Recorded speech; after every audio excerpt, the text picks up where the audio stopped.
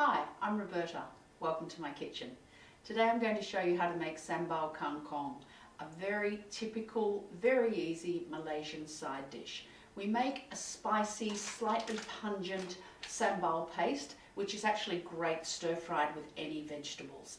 Kangkong is water spinach. When it's in season, it's great to use that. We're going to use English spinach today. You could do this with okra. You could do it with just about any greens. Green beans would be great as well. So we need a few ingredients for our paste. First of all, some small dried red chilies. And we just need to soak those and get the seeds out of them. Or rather, get the seeds out of them first before we soak them is the easy way to do it. Now, the seeds tend to fall out quite easily. Don't be tempted to get in with your nails, which is what I'm often tempted to do, because you will pay for that later. Those seeds and the membranes are quite spicy. So just in there with a small teaspoon, scrape out the seeds, and they might hit you in the back of the throat just a little bit because they are quite spicy. And into some water to soak for about 15 minutes. I've had those ones soaking for a little while already.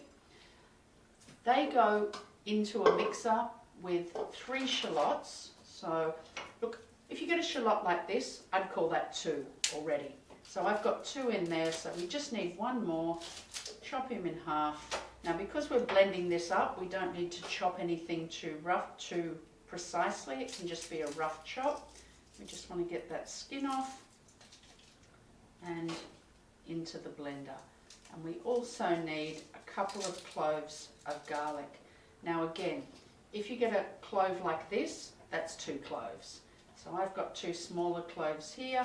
I'm just going to give them a rough chop. Give that shallot a rough chop, and that goes in there with the other shallots I've already chopped up. And 1 candle nut. Now this is a very typical Asian ingredient. It's used to thicken pastes. Sometimes you see macadamia used instead. The only thing to know about candle nuts is they're not good for you raw. They can give you a bit of an upset tummy. They're fine once they're cooked out, but you don't want to taste that raw. Now we're going to drain off our chilies that have been soaking. Pop them in there. And the only other ingredient we need is the earthy shrimp paste belacan. Now this is something that smells quite unpleasant on its own, but when it's mixed up into a paste, it's quite lovely. Now it is soft enough just to be malleable. You want about a teaspoon. I know from experience that's about a teaspoon. Crumbling it up is good. It helps it break through more easily. And you do want to keep this wrapped up inside its wrapper and inside a Ziploc bag. Otherwise that aroma is going to go through your entire pantry. Now, we just need to get my favourite implement, my stick blender, and we'll blend this up. You could do it in a small food processor. I find the stick blender gets a finer result, and the finer the paste, I think the better it stir fries with everything.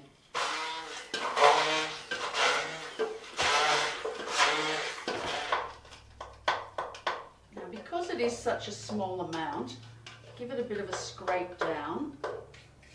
Remember, you could double this or triple it if you wanted to make it for a larger group.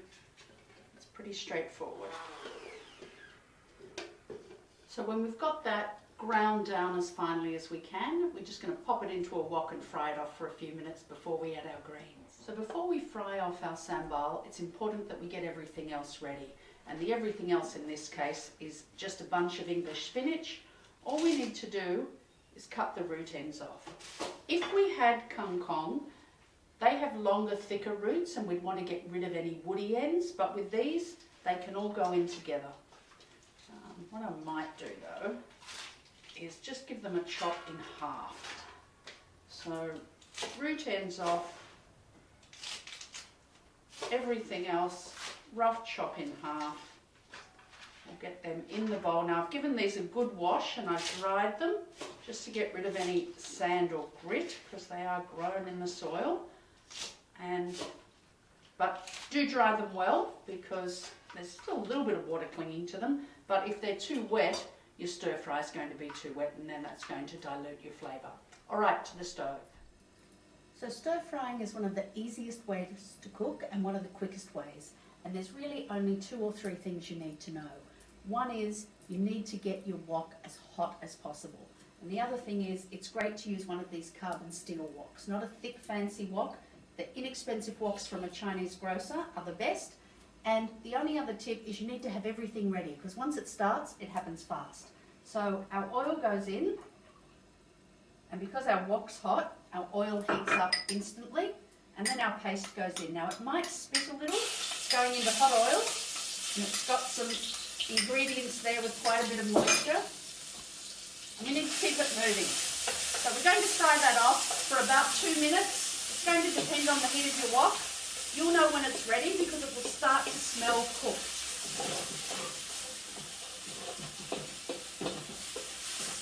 Now, the higher your heat for stir frying, the better.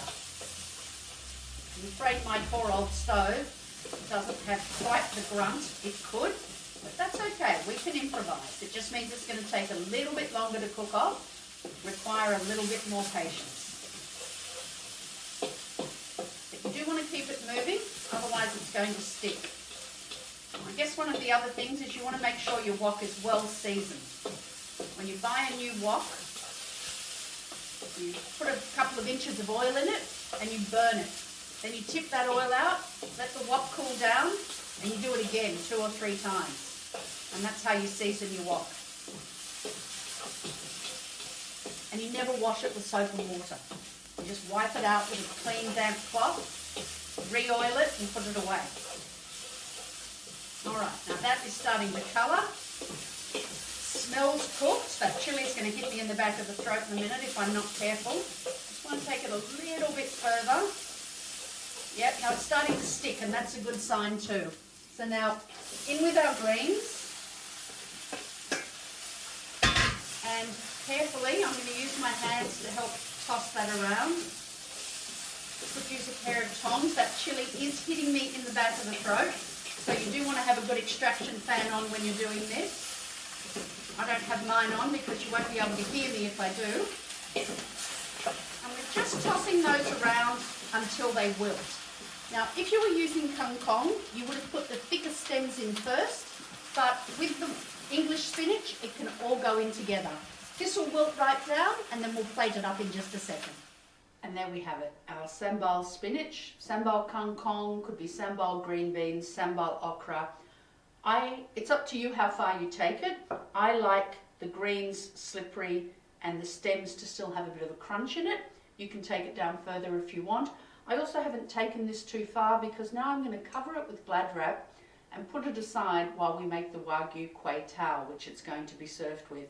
And it's going to stay plenty warm under the glad wrap. But if you're serving it straight away, you might want to take it down a bit further. Enjoy.